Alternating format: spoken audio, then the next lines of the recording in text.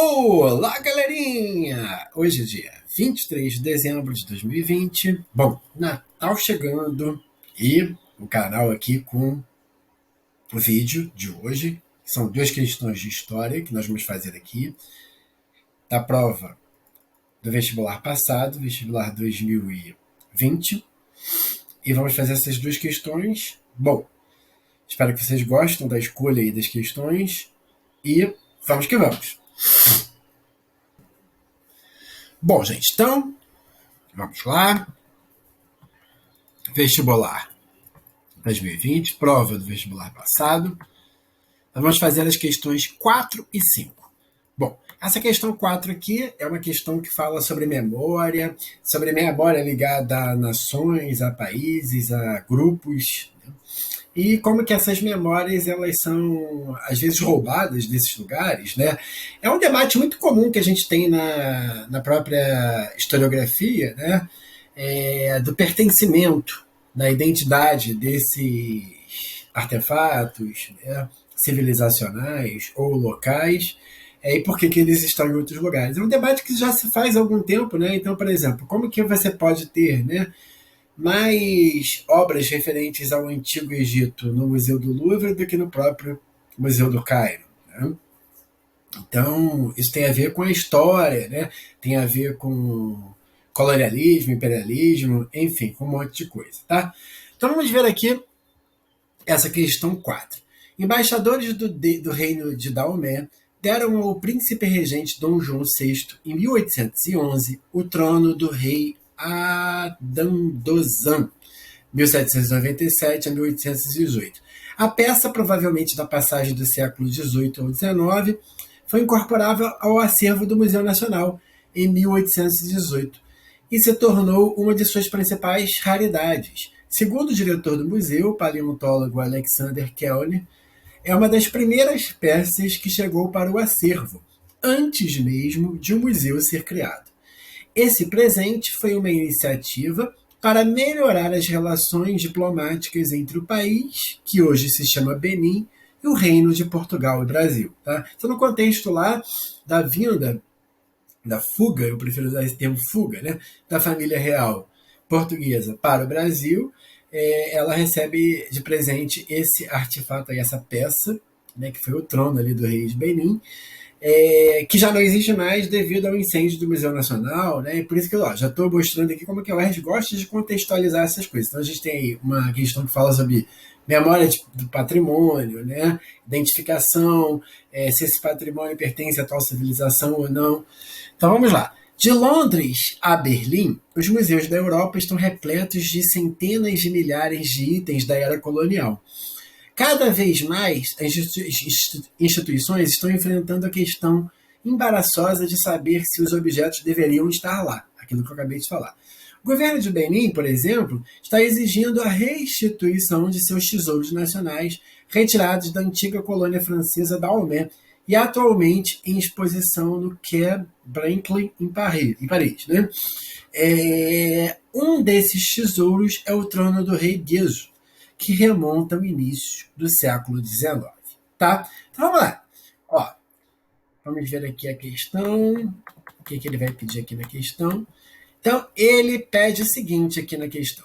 Na época das reportagens, os dois objetos destacados faziam parte do patrimônio histórico e cultural originário do antigo reino de Daomé, atual Benin, em exibição fora do continente africano.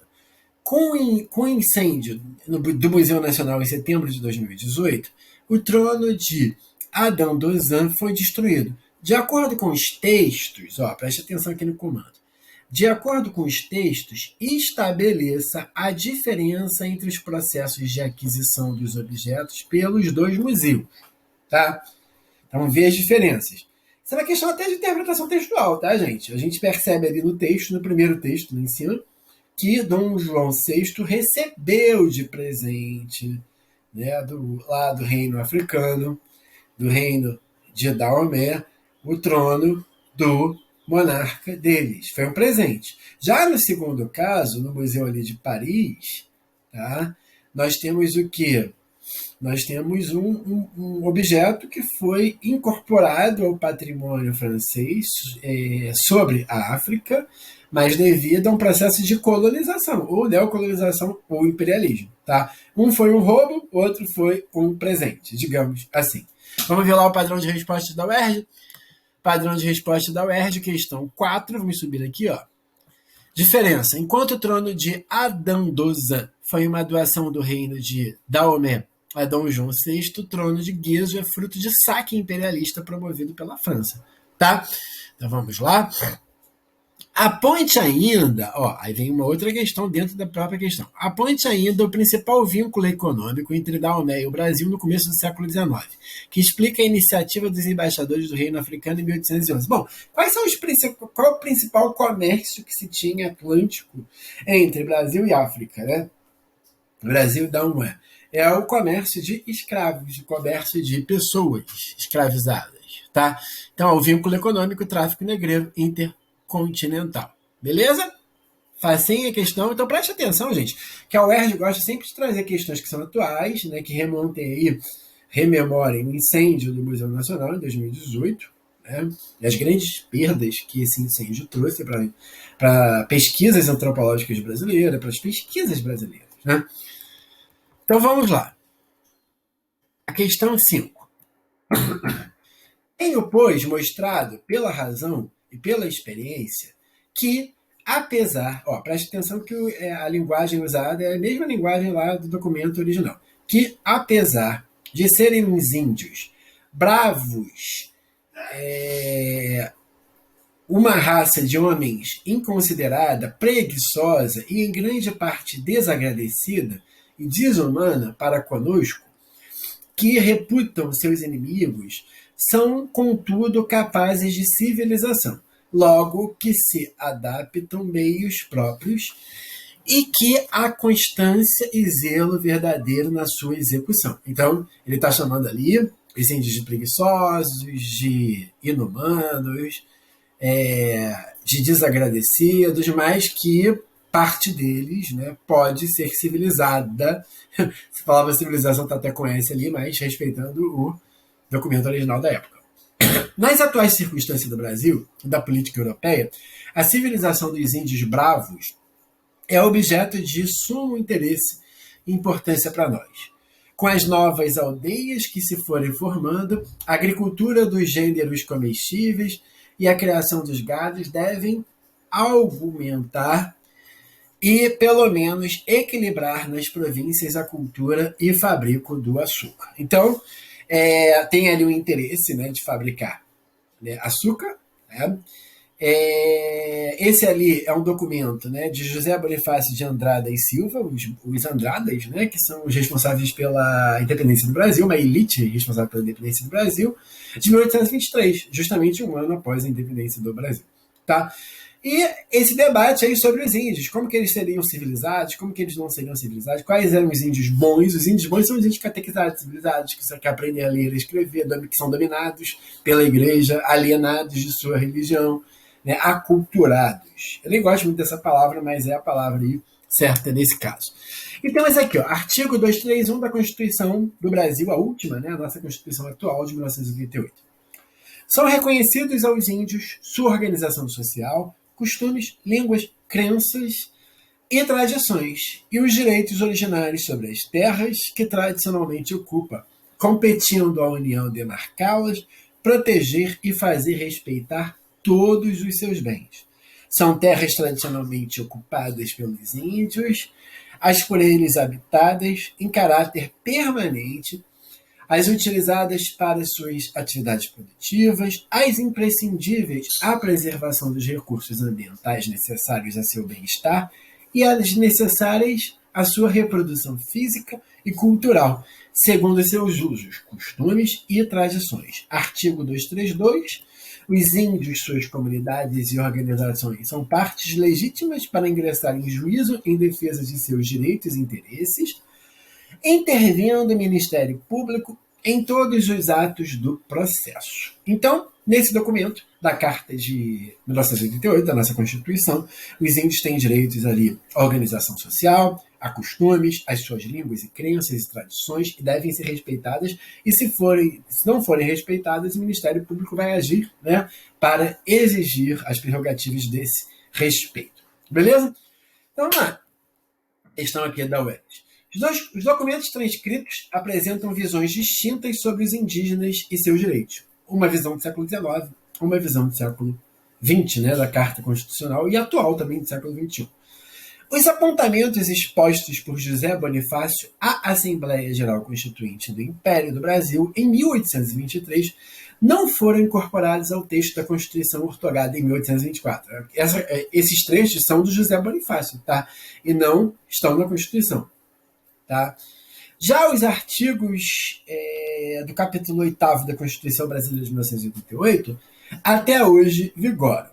A partir da comparação, vamos ver a questão aqui, os comandos. A partir da comparação entre os documentos, identifique duas características, uma da de 1823 e outra da de 88, que evidenciam as formas de considerar os direitos indígenas do Brasil em cada momento histórico. Então vamos lá. A Constituição de 1823, tá? Documento de 1823, né? O que a gente tem lá? Que índio bom é índio civilizado, é índio catequizado, né? Mas também há índio incivilizado, que não se subordina aos interesses coloniais e aos interesses da extração ali da cana-de-açúcar, né, que fica bem evidente ali naquele primeiro documento. Tá? Então, há dois tipos de índio. O índio bom é aquele que é civilizado, aquele que é catequizado, aquele que é colonizado e que não é insubmisso, né, e não se revolta contra essa colonização, que há vários casos, né, de índios que se revoltaram contra a colonização. Tá? E o índio ruim é aquele incivilizado. Tá? E a de 1988. Aqui nós temos uma Constituição muito mais democrática, né, que aceita e incorpora o direito dessas minorias, inclusive minorias originais do Brasil. Né? Eles são os autóctones, né, os povos autóctones, os povos originais do Brasil. Né? Então tem direitos também sobre essas terras. Tá? Aí vamos lá. Mais um comando aqui. Em seguida, apresente um fator que explique a presença de tais direitos na Constituição de 88. Por que nós temos esses fatores na Constituição de 88? Porque na década de 80, gente, né, a gente tem ali vários movimentos indígenas surgindo, índios indo até Brasília para requererem os seus direitos. Né? Nós temos ali grupos de estudiosos, de pesquisadores, antropólogos, cientistas sociais, pessoas do direito defendendo os interesses, né, dos indígenas. Tá? Então, nós temos um ambiente ali favorável à democratização desses direitos, né, numa Constituinte de 1988.